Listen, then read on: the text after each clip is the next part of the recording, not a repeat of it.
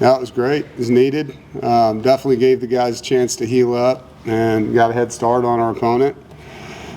Different, obviously, than bye week number one, where you're looking at 7 games and trying to, really break yourself down with only 2 games following that.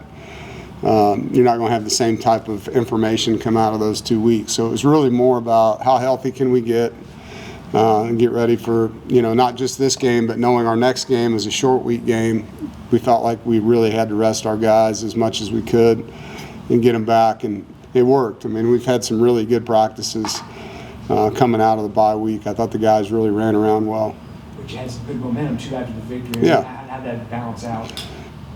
Well, I mean, it's great to have that feeling going into a bye. Losing's terrible, and it's as a coach, you don't sleep very good. And when you go into a bye week after a loss, it's a long time before you get a chance to take that taste out of your mouth, and it's the opposite. And what you got to guard against is complacency that can come from that. And it's the first thing I talk to the guys about. Like, we have to understand what it took to get that win. And to be able to repeat something like that, and it's even harder on the road. When you go on the road and play a top-ranked team like we are in their environment, you got to be even more dialed in. And so, been really guarded against the attaboy syndrome, I guess you call it, trying to get these guys to understand, hey, enjoy the win for a couple days because we have a bye, but then once we started our Miami prep, that's over. We got to flush it just like you do a loss. Talk to the team about bowl eligibility? No, I mean, they know what our record is. We're just trying to win a game. What have you seen from Tristan the past 2 weeks? He's been in he's gotten a lot better. Several of our freshmen have really improved throughout the year, and Tristan's one of them. I'm proud of him. He's become a great communicator. That was something he wasn't when he got here. He was pretty shy about making loud calls on the field. Now he's in charge of things back there, and I always look at safeties like a sheriff. Like, they got to be the one that's barking commands and getting people to do the right thing in the building. And that's one of his responsibilities, and he and Assad have done a nice job in that area. Kevon has gotten better and better throughout the year for us as a true freshman.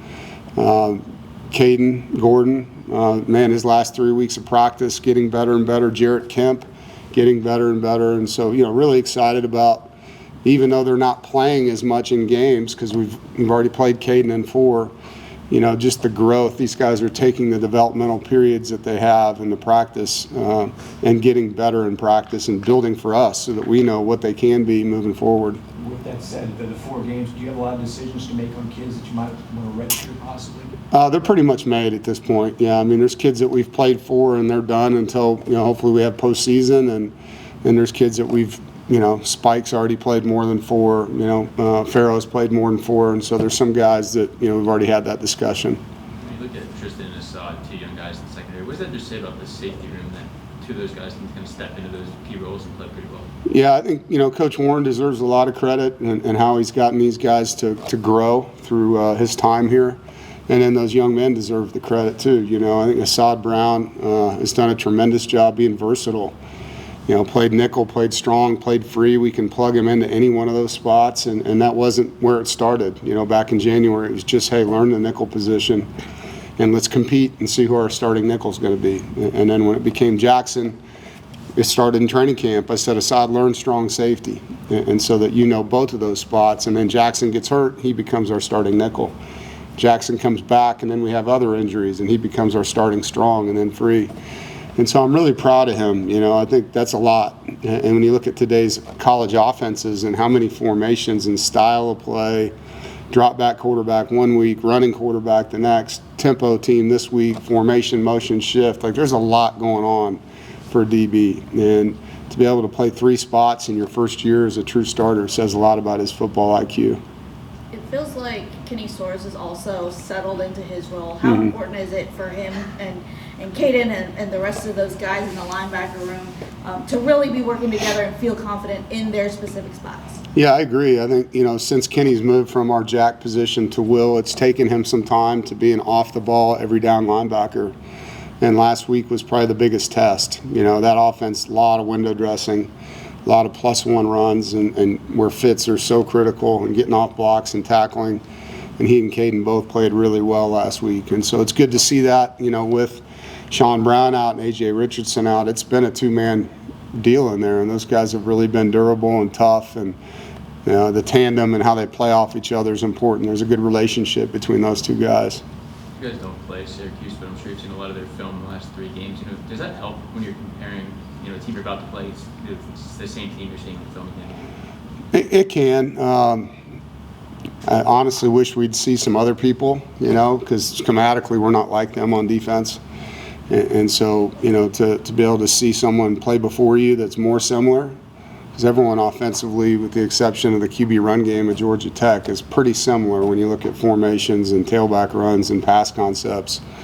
So, yeah, I would rather see other teams that play similar schemes to us than the same team, you know, that doesn't. You guys ran the ball really well against Georgia Tech. How important will that be this week against Miami? Yeah, and it's a test. I mean, they're giving up 88 yards a game, and so one of the top rushing defenses in college football. And because of their front, you know, those D linemen are really good players. Their defensive coordinator adds one to the box quite a bit with 5-man pressures, and they're going to try to +1 you, and they don't understand. You can see he understands how to target run blitzes, and he's done a good job schematically with his guys. I think their free safety and nickel tackle really well in the box. And so to answer your question, it's going to be critical to not be one-dimensional, and some of it's going to be ugly. You know, you just got to keep the plays from being negative yardage plays. Sometimes a 1 or a 2 yard dirty run is good, you know, is good. And eventually those can become more and more if you have sustained drives and can get guys tired on the other side of the football. Is that it for Coach? I do want to thank our fan base. This is just came out. We just sold out our next 2 games, Florida State and Carolina. So that's 3 straight years where we've had every single home game sold out. And it says a lot about, you know, how much you care about this school, this football team, our program, our players, our staff.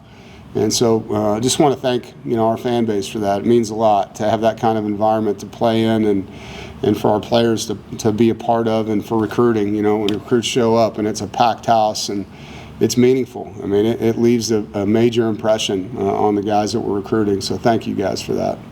Go Pack.